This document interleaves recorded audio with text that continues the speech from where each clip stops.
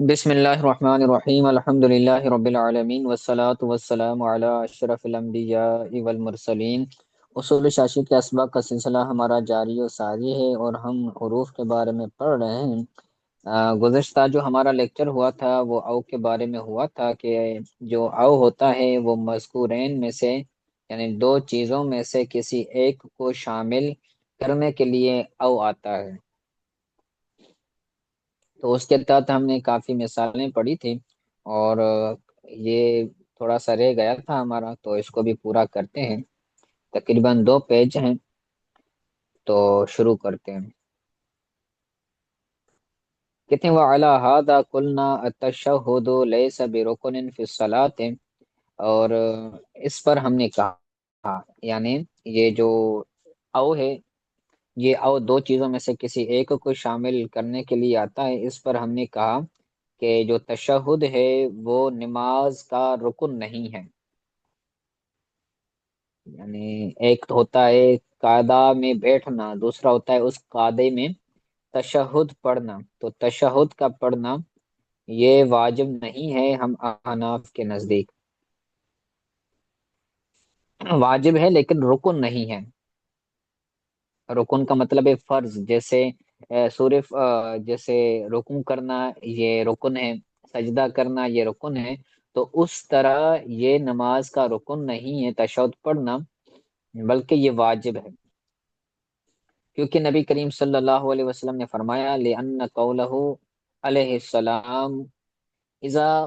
قلت هذا او فعلت هذا فقد تمت الصلاة، نبی کریم صلی اللہ علیہ وسلم کے فرمان کی وجہ سے کہ کیونکہ نبی کریم صلی اللہ علیہ وسلم کا فرمان ہے کہ جب تم یہ کہو، کہہ چکو یا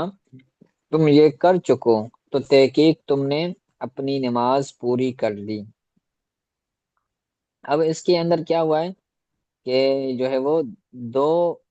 چیزوں کے درمیان او کا استعمال ہوا ہے، کل تہذا یہ کر چکو یا پھر یہ کہہ چکو۔ تو اس کے اندر کیا ہوگا کہ جو تشہد، ایک ہے تشہد پڑھنا، ایک ہے قاعدہ میں بیٹھنا۔ فعلت سے مراد ہے قاعدے میں بیٹھنا، اور جو کل تہذا سے مراد ہے تشہد کا پڑھنا۔ تو ان دونوں میں سے ایک چیز ہے،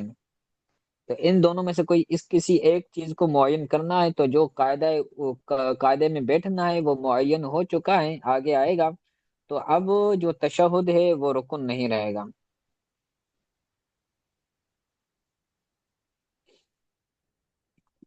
کہتے ہیں اللہ کا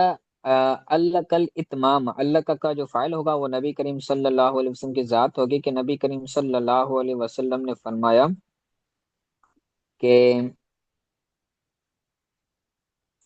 نبی کریم صلی اللہ علیہ وسلم نے معلق کیا ہے ان دونوں میں سے کسی ایک کے ساتھ نماز کے مکمل کرنے کو۔ سرکار نے فرمایا نا قد تمت الصلاۃ تک،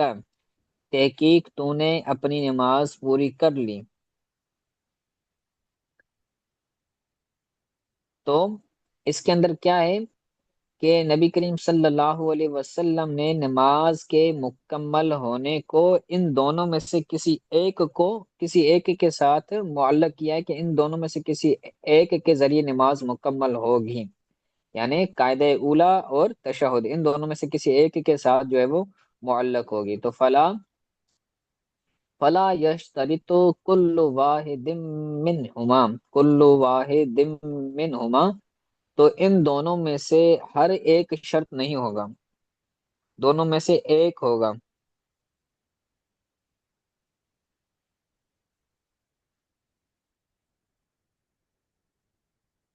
استاد یہ تمام اس کا مفعول ہوگا؟ تمام یہ اللہ کا مفعول بھی ہوگا جی۔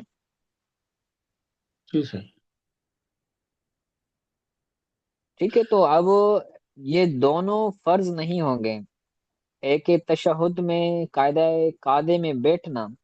دوسرا ہے قاعدے میں تشہد پڑھنا، تو یہ دونوں جو ہے وہ رکن نہیں ہوں گے، دونوں شرط نہیں ہوں گے، کیونکہ یہاں پر او آیا ہے تو دونوں میں سے کوئی ایک چیز ہی ہوگی جو رکن بن سکے گی، جو شرط بن سکے گی، اور وہ قاعدہ ہے، کہتے ہیں وقد شرط القعدۃ وشرط القعدۃ بالاتفاق فلا یشترط قراءۃ التشہد۔ تو تحقیق قاعدے کو بالاتفاق شرط قرار دیا گیا امام شافعی علیہ رحمہ، اور ہمارے نزدیک یہ اتفاق ہے کہ ہم دونوں اس بات پر متفق ہیں کہ جو قاعدہ ہے وہ نماز کے اندر شرط ہے۔ تو جب نماز کے اندر قاعدہ شرط ہو گیا تو جو تشہد ہے، تشہد کا پڑھنا، تو یہ شرط نہیں ہوگا، فلا یشترط قراءۃ التشہد، تو تشہد کا پڑھنا یہ شرط نہیں ہوگا، کیونکہ اس کا بیان ہو چکا کہ دونوں میں سے کوئی ایک ہی شرط بن سکے گی، وگرنہ نہیں ہوگی۔ دونوں میں سے ایک ہی چیز ہوگی، دونوں چیزیں شرط نہیں بنے گی۔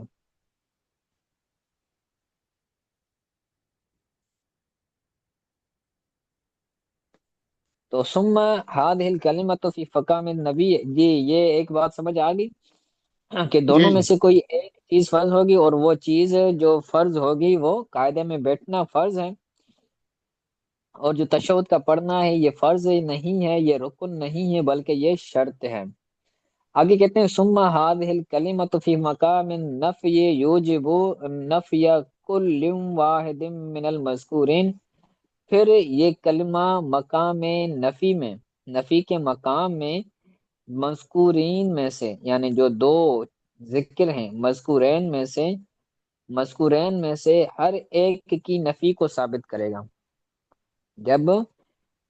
یہ او کا کلمہ مقام نفی میں آئے گا تو جو دو مذکورین ہوں گے تو دو مذکورین میں سے ہر ایک کی نفی کو ثابت کرے گا، یعنی ہر ایک کے لیے نفی کا حکم ہوگا۔ پھر یہ کلمہ مقام نفی میں، نفی کے مقام میں، مذکورین میں سے ہر ایک کی نفی کو ثابت کرے گا۔ یوجب کا مطلب ہے ثابت کرنا۔ حتی لو قال لا اکلم هذا او هذا یحنس اذا کلم احدہما، یہاں تک کہ اگر اس نے کہا کہ میں اس سے یا اس سے کلام نہیں کروں گا، تو یہ تردد کے ساتھ ہے، میں اس سے یا اس سے کلام نہیں کروں گا تو حانث ہو جائے گا جب ان میں سے کسی ایک سے کلام کرے گا، دونوں میں سے کسی ایک سے کلام کرے گا تو حانث ہو جائے گا۔ وہ فل اس بات، تو یہ مکہ میں نفی میں ہے، یعنی ہاذا پہلا ہو یا ہاذا دوسرا ہو، دونوں کے ساتھ کلام کی نفی کا تعلق ہے کہ میں اس سے بھی کلام نہیں کروں گا، میں اس سے بھی کلام نہیں کروں گا۔ آگے کہتے ہیں وفیل اس بات یتناول احدہما مع صفت التخییر، ہاں کلام مثبت میں، یعنی جو نفی والا کلام نہ ہو تو اس کے اندر کیا ہوگا کہ دونوں میں سے کسی ایک کو شامل ہوگا، لیکن اس کے اندر پھر اختیار ہوگا، صفت اختیار کے ساتھ دونوں میں سے ایک کو شامل ہوگا کلام مثبت میں، جیسے کا قولہم، جیسے ان کا کہنا کہ خذ ھذا او ذالک، یہ لے یا وہ لے، یہ لو یا پھر وہ لو، تو اب ان دونوں میں سے ایک کو او کی معنی شامل ہوگی، اور جو ہے وہ ایک متروک ہوگا اور ایک کو لیا جائے گا، اس کے اندر اختیار ہوگا، چاہے اس کو لے چاہے اس کو دے، یعنی اس بات دونوں میں سے کسی ایک کو شامل ہوگا۔ ایک صفت تخیری، تخیری کا کیا مطلب سر؟ تخییر کا مطلب ہے اختیار، کہ اختیار ہے کہ اس کو لے یا پھر اس کو لے،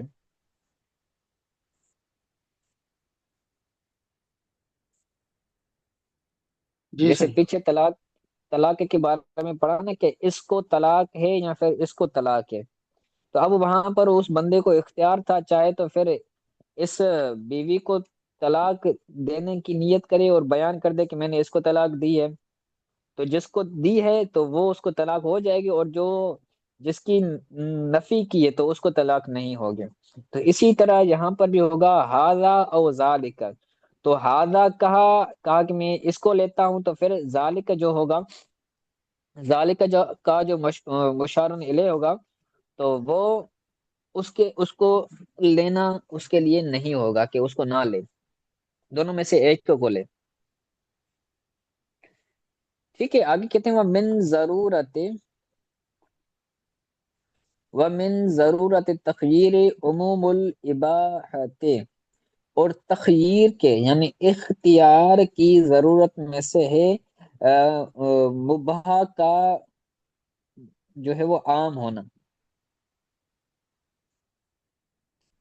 اختیار کے ضرورت میں سے ہے اس کا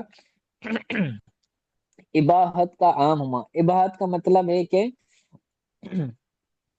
یعنی یہ بھی جائز ہو کہ تمام کو جو ہے وہ لے لے۔ عموم کے اندر کیا ہوتا ہے؟ مختلف افراد ہوتے ہیں، تو جب عموم اباحت ہوگا تو اس کا مطلب یہ ہوگا کہ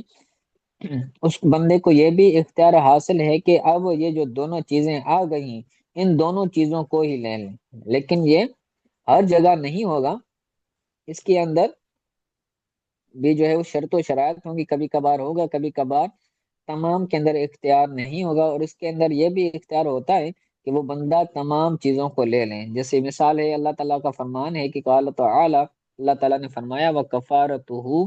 اطعام عشرت مساکین من اوسط ما تط ما تطعمون ما تطعمون اہلیکم او کسوت او کسوتہم او تحریر رقبہ۔ قسم کے کفارے کے بارے میں قرآن پاک کے اندر یہ آیت مبارکہ ہے کہ اللہ تعالیٰ نے فرمایا قسم کا کفارہ 10 مسکینوں کو کھانا کھلانا ہے۔ قسم کا کفارہ، کفارت ہو کے اندر جو ہو ضمیر ہے، اس سے مراد ہے قسم۔ قسم کا کفارہ 10 مسکینوں کو کھانا کھلانا ہے، اس میں سے جو درمیانہ ہو، جو تم اپنے گھر والوں کو کھلاتے ہو، یعنی جو تم جیسا کھانا تم اپنے گھر والوں کو کھلاتے ہو وہ والا کھانا 10 مسکینوں کو کھلاؤ گے۔ ایسا بھی نہ ہو کہ دال چاول ہو، ایسا بھی نہ ہو تو وہ قورمہ ہو، اور جو ہے وہ بڑی ہائی لیول کی جو ہے وہ سالن وغیرہ روٹیاں وغیرہ ہوں، بلکہ جو عموماً گھر میں کھاتے ہیں درمیانی۔ ٹھیک ہے، تو جو گھر میں کھائے جاتے ہیں وہ ہی کھانا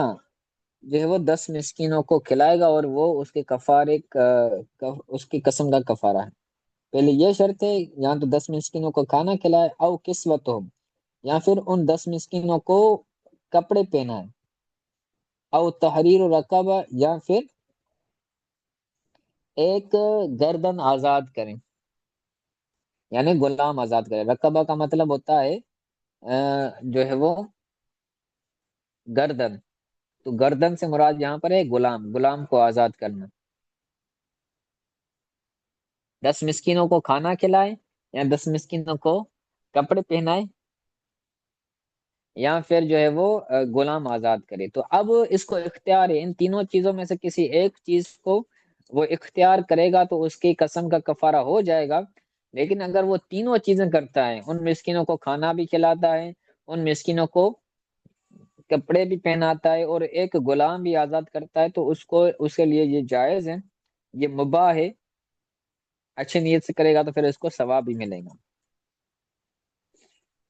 ٹھیک ہے، تو اب بیچ میں او آیا ہے، یہاں پر بھی او آیا ہے، اور اسی طرح یہاں پر بھی او آیا ہے، تو او کے اندر آنے کی وجہ سے اب عموم عبادت ہیں، اس کو اختیار بھی ہے، اور اختیار کے اندر اس کو یہ بھی چیز کے اندر اختیار ہے کہ چاہے کہ وہ تمام کی تمام چیزیں اختیار کر لے، یہ مباح ہے۔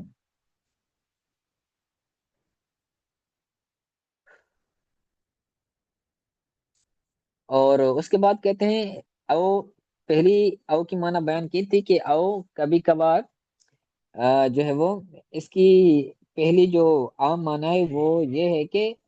دو میں سے کسی ایک کو شامل کرنے کے لیے یہ او آتا ہے، لیکن یہ حتیٰ کی معنی میں کبھی کبھار استعمال ہوتا ہے۔ اس کی یہ تقلیل والی معنی ہے، یہ کبھی کبھار ہوتا ہے، عموماً ایسا نہیں ہوتا۔ کہتے ہیں وقد یکون او بمعنی حتی قال تعالی لیس لک من الامر شیء او یتوب علیہم، اور او حتیٰ کی معنی میں بھی کبھی کبھار آتا ہے۔ اللہ تعالیٰ کا فرمان ہے کہ نبی کریم صلی اللہ علیہ وسلم کے بارے میں اللہ تبارک تعالیٰ نے فرمایا کہ آپ کے لیے معاملے میں سے کوئی چیز جو ہے وہ لیس لک من الامر شیء، آپ کے لیے معاملے میں سے کوئی چیز جائز نہیں ہے، یہاں تک کہ اللہ تعالیٰ ان کو معاف کر دیں۔ یہ مشرکین کی دعا کے حوالے سے ہے کہ نبی کریم صلی اللہ علیہ وسلم کی ذات کو اللہ تبارک تعالیٰ کی طرف سے منع کیا گیا کہ مشرکین کے لیے جو مر گئے ہیں، جو کفار ہیں جو مر گئے ہیں، ان کے لیے دعائیں مغفرت نہ کی جائیں۔ حضور کریم صلی اللہ علیہ وسلم کے جو قریبی رشتہ دار تھے، جو ایمان نہیں لے کر آئے تھے، تو ان کے لیے نبی کریم صلی اللہ علیہ وسلم کے دل میں خیال آیا کہ ان کے لیے دعائیں مغفرت کرے، تو اللہ تبارک تعالیٰ نے ان کو منع فرمایا کہ آپ کے لیے یہ جائز نہیں کہ آپ ان کے لیے دعائیں مغفرت کریں، یہاں تک کہ اللہ تعالیٰ ان کو معاف کر دے۔ ٹھیک ہے، تو لیس لک من الامر، معاملے میں سے کوئی چیز آپ کے لیے جائز نہیں ہے، یہاں تک کہ اللہ تعالیٰ جو ہے وہ ان کو معاف کر دیں۔ تو اب او جو ہے یہاں پر حتیٰ کی معنی میں جو محل استدلال ہے وہ ہے او کو حتیٰ کی معنی میں لینا، حتیٰ لکھا ہوا ہے اوپر، تو یہ او حتیٰ کی معنی میں ہے، تو کبھی کبھار یہ حتیٰ کی معنی میں بھی او آتا ہے، جیسے کہ ترجمہ میں نے کیا نا، حتیٰ کہ اللہ تبارک تعالیٰ جو ہے وہ ان کو معاف کر دے۔ تو حتیٰ جو ہوتا ہے وہ ماں بعد پر عمل بھی کرتا ہے، اور اس پر عمل بھی کیا ہے کہ او حتیٰ کی معنی میں ہے تو اس کو یتوب فعل کو فتحہ دی گئی ہے، نصب دی گئی ہے۔ اب اس کی معنی کہ اس کی نشان یہی حتیٰ، ہوگی استاد جی، یہ عمل کیا اس نے کیا ہوگا؟ ہاں جی لکھا ہوا ہے نا اوپر کہ جی حتیٰ جی کی معنی میں، تو یہ اس پر عمل کرے گا، اور آگے جب ہم پڑھیں گے تو حتیٰ کب عمل کرے گا کب عمل نہیں کرے گا، تو اس کی شرائط بھی آئیں گی کہ کب حتیٰ فعل پر داخل ہوگا تو عمل کرے گا۔ جی صحیح۔ آگے کہتے ہیں کیلا مانا ہو حتیٰ یتوب علیہم، کہتے ہیں کہ کہا گیا ہے کہ اس کی معنی یہ ہے کہ حتیٰ یہاں تک کہ اللہ تبارک و تعالیٰ ان کو معاف کرے یا اللہ تعالیٰ ان کی توبہ کو قبول کرے۔ اس کے بعد کہتے ہیں قال اصحابنا، یہ دوسری مثال بیان کر رہے ہیں کہ او حتیٰ کی معنی میں ہوتی ہیں، پہلے قرآن کی مثال بیان کی، اب اصحاب یعنی بزرگان دین کی قول سے دلیل ہے۔ قال اصحابنا لو قال لا ادخل هذه الدار او ادخل هذه الدار، ہمارے اصحاب نے فرمایا کہ اگر کوئی بندہ یہ کہتا ہے کہ میں اس گھر میں داخل نہیں ہوں گا یا اس گھر میں داخل نہیں ہوں گا، تو یہاں پر او حتیٰ کی معنی میں تو یہاں پر ترجمہ کریں گے یہاں تک کہ میں اس گھر میں داخل نہ ہو جاؤں، میں اس گھر میں داخل نہیں ہوگا یہاں تک کہ میں اس گھر میں داخل نہ ہو جاؤں۔ تو یہاں پر دو گھروں کا ذکر ہے، ایک پہلا گھر ہے کہ میں اس گھر میں داخل نہ ہوں گا، دوسرا ہے حتیٰ والی معنی کے بعد والا جملہ، ما بعد اور ما قبل والا، تو کہتے ہیں یکون او بمعنی حتیٰ، تو او یہ حتیٰ کی معنی میں ہوگا، یعنی اس کا مطلب ہوگا حتیٰ دخل، حتیٰ لو دخل او اولا، حتیٰ لو دخل الاولا، اگر وہ پہلے گھر میں داخل ہوا، پہلے پہلے گھر میں داخل ہوا تو ہنس، وہ ہانس ہو جائے گا۔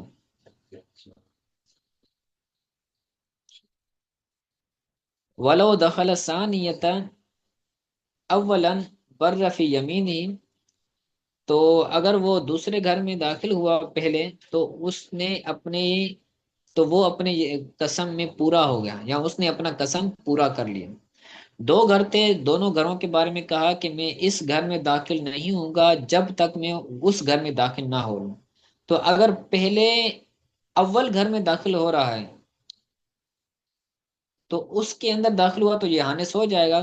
اور اگر وہ دوسرے گھر میں داخل ہو رہا ہے کہ جس کے بارے میں کہا کہ حتیٰ کہ میں اس گھر میں نہ داخل ہو لوں، تو جب وہ اس گھر میں داخل ہوگا تو کیا ہو جائے گا، اس کی قسم پوری ہو جائے گی۔ اب اگر وہ پہلے گھر میں بھی داخل ہوگا تو اس کو اس پر قسم اور اس پر کفارہ لازم نہیں ہوگا، کیونکہ اس نے کہا ہے کہ میں جب تک اس گھر میں داخل نہ ہو لوں تب تک میں اس گھر میں داخل نہیں ہوں گا۔ یہ ایسے ہی ہے کہ جیسے کہ کوئی بندہ کہے کہ میں جو ہے وہ فلاں بندے سے بات نہیں کروں گا جب تک وہ مجھے میرا قرضہ نہ دے دے،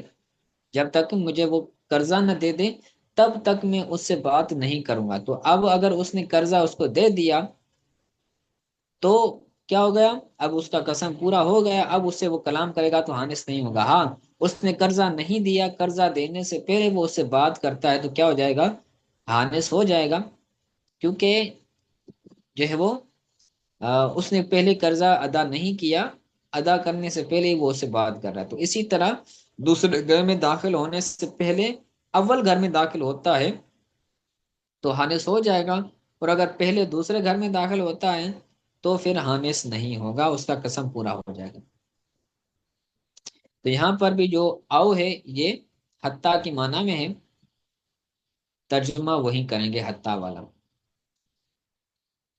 اس کے بعد تیسری مثال بیان کرتے ہیں، وہ بے مثل ہی، اور اسی کی مثل ہے کہ اگر کوئی بندہ کہے لو قال، اگر کسی بندے نے کہا لا افارقک او تقدی او تقدی دینی، یکون بمانا حتیٰ تقدی دینی، اسی کی مثل ہے کہ اگر وہ بندہ کہے کہ میں تمہیں جدا نہیں کروں گا یا میں تمہیں نہیں چھوڑوں گا یہاں تک کہ تم میرا قرضہ نہ دے دے، میں تمہیں نہیں چھوڑوں گا یا میں تمہیں جدا نہیں کروں گا یہاں جب تک تم مجھے قرضہ نہ دے دیں، تو یہ ہوگا حتیٰ بمانا، یہ یکون بمانا حتیٰ تک بھی، تو یہ ہوگا کہ حتیٰ کہ تم میرا قرضہ نہ دے دے، اس معنی میں یہ ہوگا، یعنی حتیٰ تک دی دینی کے یہ معنی میں ہوگا۔ یعنی ایک بندہ تھا، ایک شخص تھا، اس کے پاس اس شخص کا کیا تھا؟ قرضہ تھا 10,000 20,000، وہ نہیں دے رہا تھا، اس نے اس بندے کو کیا کیا؟ پکڑ لیا اور اس کو چھوڑ ہی نہیں رہا تھا۔ اس نے کہا کہ میں تمہیں نہیں چھوڑوں گا جب تک تم مجھے قرضہ نہ دے دے، ٹھیک ہے؟ تو یہاں پر بھی حتیٰ او جو ہے یہ حتیٰ کی معنی میں، تو جو او ہے یہ کبھی کبھار حتیٰ کی معنی بھی آتا ہے، لیکن عموماً یہ دو میں سے کسی ایک کو شامل کرنے کے لیے آتا ہے، اور یہی اس کی اصل معنی ہے، اور کبھی کبھار حتیٰ کی معنی میں بھی آتا ہے۔ صحیح ہے، تو آج کے لیے اتنا سبق کافی ہے۔ انشاءاللہ تعالی اگلے درس کے اندر ہم حتیٰ کے بارے میں پڑھیں گے کہ حتیٰ کس معنی میں بھی آتا ہے، اور آج کے سبق کے حوالے سے اگر کوئی بات سمجھ نہیں آئی تو پوچھ لیں۔